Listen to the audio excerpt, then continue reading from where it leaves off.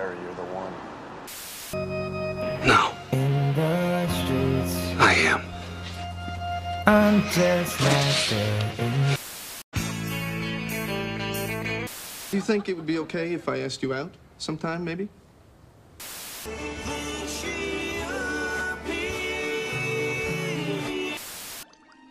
He loves me.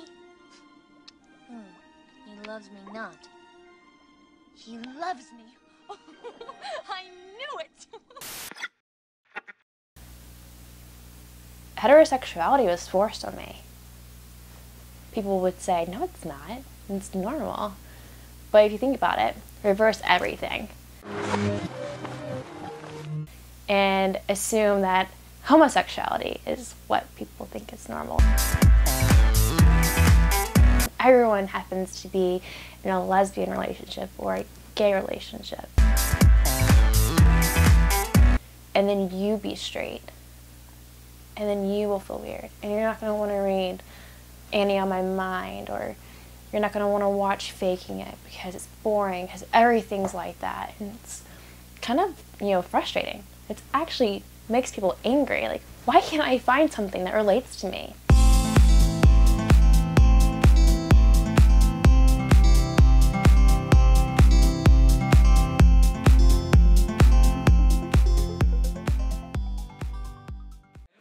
This is even sweeter. Oh, what they do is they've got these various scenarios they dream up for you. And what you do is, if you go to the fan fiction websites, right, and when I say fan fiction websites, this is nuts. Some of these stories are 250,000 words long. That's like 2 books. About M&O? Yeah. Amazing. Okay, wow. So...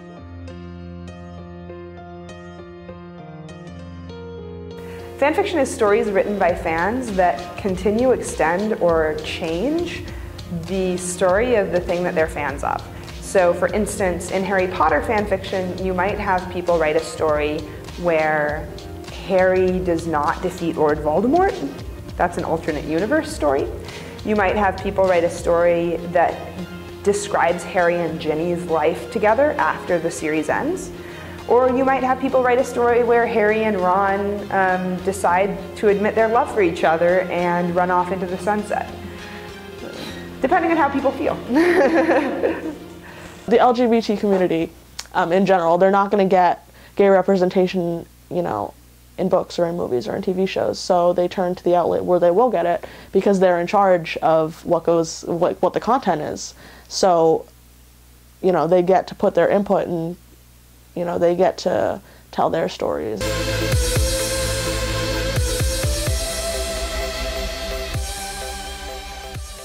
Slash is fanfic that, my personal definition would be that it's fanfic that makes characters gay or bi, and that is in a same-sex relationship, who are not in the original story.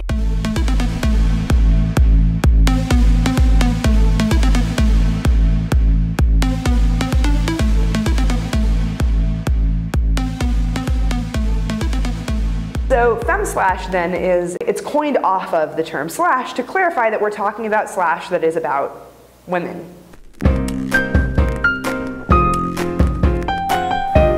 Having sex with women, loving women, being together with women. Part of the reason you need a special term for this, why you need a term for slash that is about women, is that there's not a lot of it. There's really, really, really a tiny percentage of the stories that are out there that are about making characters queer that's about women at all. Hence Femslash. First off, I didn't know what Femslash was. I didn't realize that was Femslash. I didn't really look up the definition of Femslash because it's not something you use in your everyday vocabulary. It's something that you see as you're reading people talking about what Femslash is on Tumblr or other social media websites.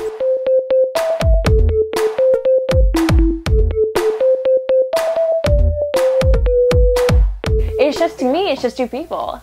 2 females, 1 plot, a great story.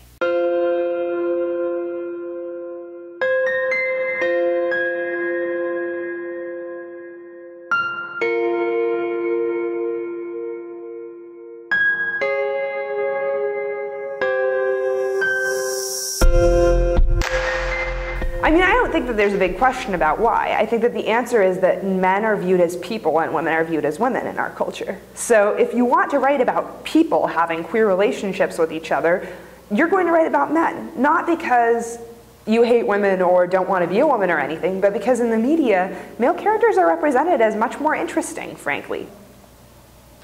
I think that if you look at the characters that are represented in most TV, you'll see a lot of really well-developed, well-rounded male characters that are easy to identify with and that we're all trained to identify with since we're very small. And you'll see a bunch of kind of flat, boring female characters who it's hard to identify with because we're not taught to identify with women as much.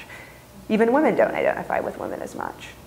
If you want to be a hero, you want to be a hero, not a heroine, right?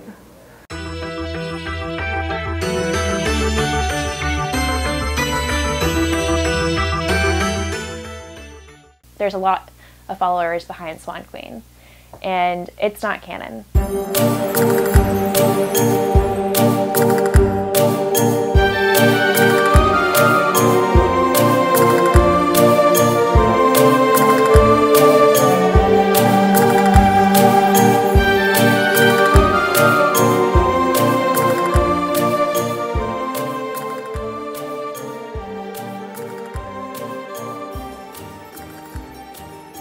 They're great characters that have been well written. They have good depth, and their dynamic is strong, and it would be a great thing to show on screen.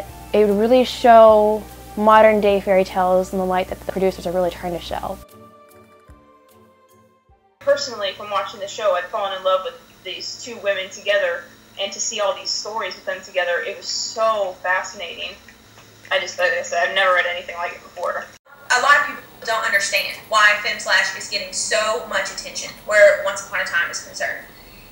And it's not just because the queer audience or those supporting the Femslash pairing of Swan Queen in particular are so vocal. That's not just the reason. Because a lot of fandoms have had vocal queer audience. A lot of fandoms have had queer audience fighting for representation. This is not a first. The difference is that Once Upon a Time itself is different. The show itself promised, when they came to the table, they promised a modern take on fairy tales. Now, queer people have been denied fairy tales since the beginning of time.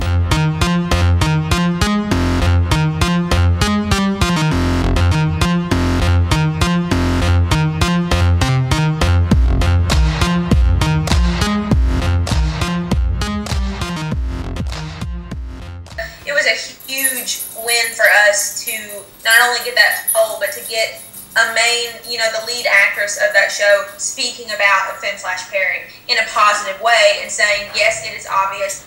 No, you are not crazy. You are not delusional. I see it too.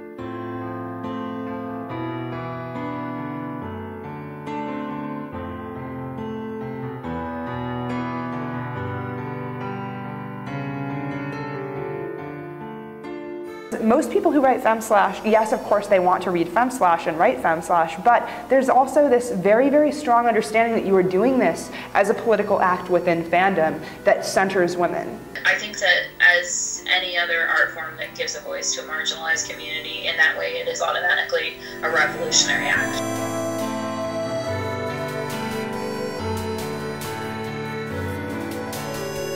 We do just live normal lives. We live like everyone else. We love like everyone else. And that's the problem with popular media today, is that there has to be some distinct difference between heterosexual romance and queer romance, and that's just not true.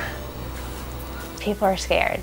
People don't respond well to change. And if you are taught growing up that it's bad, you're not going to want to be surrounded by it.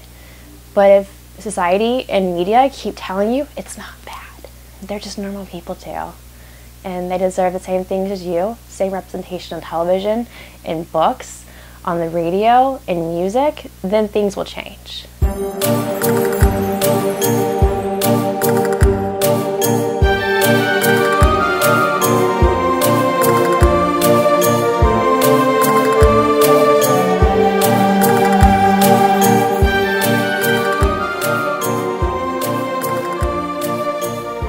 there are a lot of underrepresented people out there.